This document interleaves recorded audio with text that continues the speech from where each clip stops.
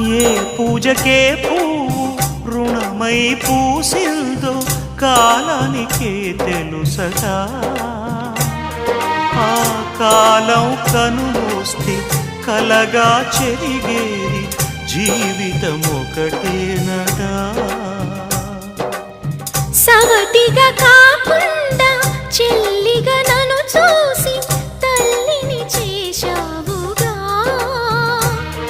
ఈ పారాణి పాదాలు సేవించినా గాని రుణమే తీరదుగా.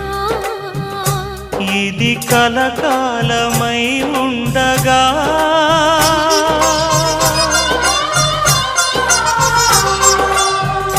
నీ అనుభవం